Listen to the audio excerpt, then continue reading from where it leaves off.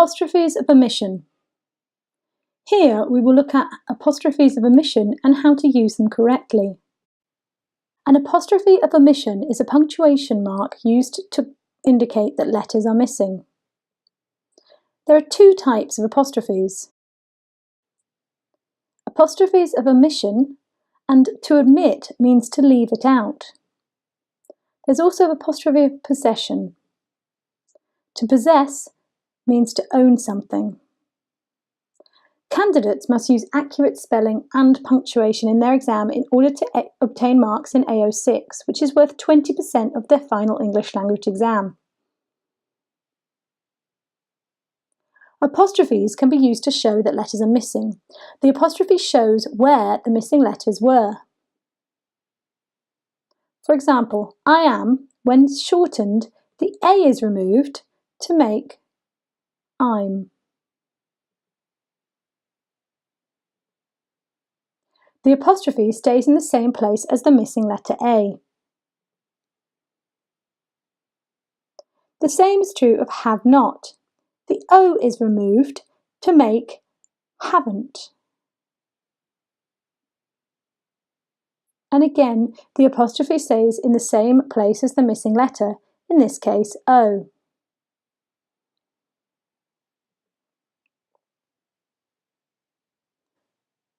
Apostrophes can be used to show that other letters are missing. This is quite common in English, particularly for modal verbs. Modal verbs are a type of verb that express a necessity or a possibility, and these are often contracted.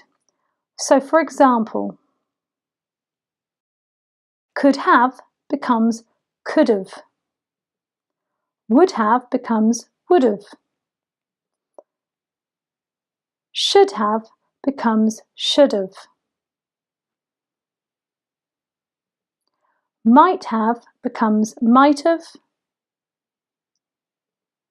And must have becomes must have. It's important to note that modal verbs are followed by have and never of. It would never be could of.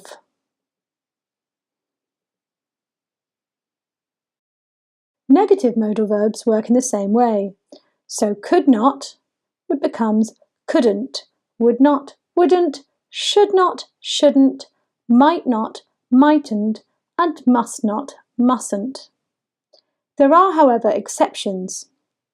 For example, cannot becomes can't, and both the N and the O are removed.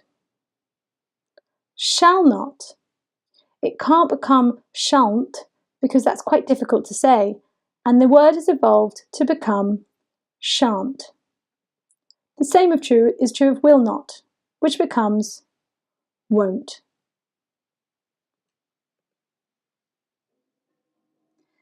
The present tense of the verb to be can be abbreviated with apostrophes. For example, I am, I'm, you are, you're, he is, he's. Note that the apostrophe goes between the pronoun and the remaining verb. The verb to have is also abbreviated with apostrophes. For example, I have, I've, you have, you've, he has, he's. Note that he's, she's, and its all have two meanings. For example, he's can mean he is, or it can mean he has.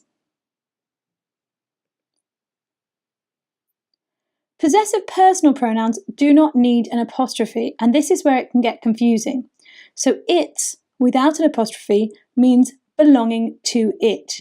Its ball was red. Its with an apostrophe would mean it is or it has. If you see an apostrophe after a pronoun, it's always an apostrophe of omission. Sometimes apostrophes can have more than one meaning, like in these examples below. So I had or would, you had, would, etc. are both abbreviated to I'd or you'd. These abbreviations are common in speech and can be used in written dialogue or speeches. However, you shouldn't use this type of abbreviation in your written work as it is informal. These verbs are also abbreviated with where, who, and how. So for example, where did, where had, and where would can all be abbreviated to where'd. So for example, where'd you go? Note that many of them have multiple meanings. These abbreviations are common again in speech, but once again you shouldn't use them in your formal writing. Many authors and poets use apostrophes to make words shorter in order to fit them into the rhythm of their work. Shakespeare used this technique regularly. In Shakespeare's Macbeth, Macbeth says, "I begin to be weary of the sun." Here, Shakespeare shortens the word begin to ensure the line is 10 syllables long.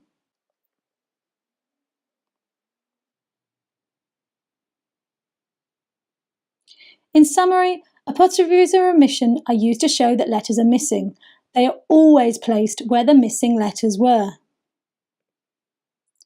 Try to avoid using too many abbreviated words in your formal writing.